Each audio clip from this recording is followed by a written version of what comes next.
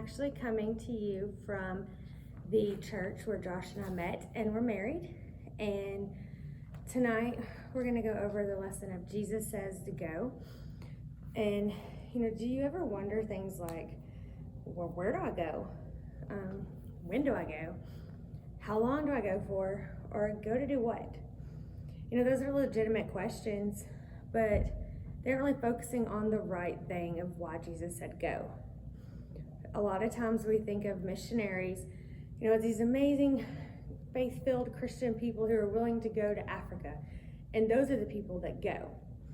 But that's not for me. I don't have enough faith to give up the comforts of America to do that, or I wouldn't know what to say or how to do it. Well, if that's how you think about going, you've got it all wrong. Jesus isn't saying go to a certain location. He's saying go to the people who need him. And those people are everywhere. They're in everyday life. You pass probably hundreds of them each and every day.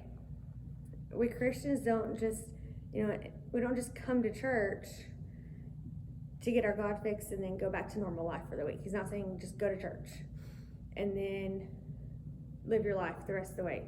Or, go spend your entire day, every day, sitting on the street corner, witnessing about me, screaming out Jesus loves you. He's not saying either of those.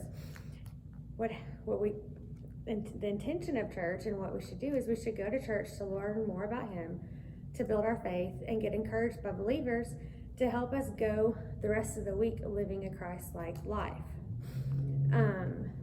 Living our normal lives at school, at work, at sporting events. As Christians, we go for Christ everywhere we go.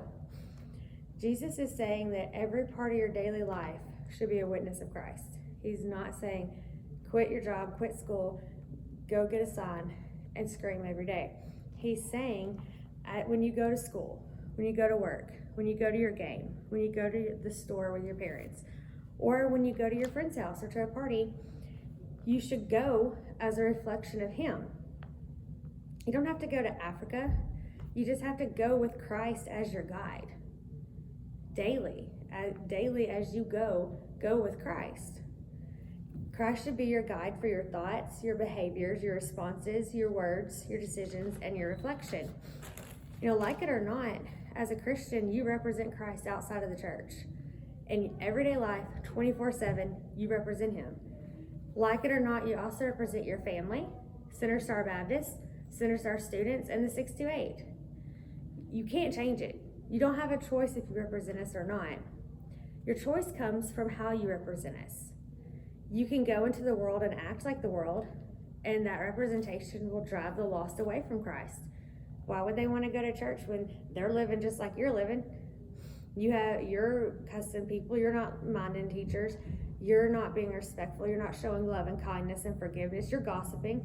Well, I do all that and I don't go to church, is what they're going to think. Or you can go into the world and act like Christ, being a witness with your life and not even having to say a word, just being different and living different. When we daily choose to go for Christ, he'll lead us to the people and places he wants us to go. When your focus is on living a reflection of him, he'll take care of the rest. But it all starts with going each and every day into our daily lives with the decision to go acting like Christ. So I want y'all to really take away from that, you don't have to make these grand life plans or worry about, what does God want me to do? Live each and every day getting closer to God, doing the things he wants you to do. You should be in the Word. You know that you can't grow your faith if you're not in the Word. He's not going to send you out to do great things for him if you don't even have a clue what his Word says. You should be praying every day.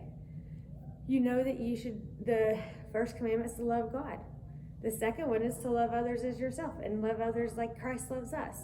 So you should be reading the Bible in prayer, showing love and kindness to others.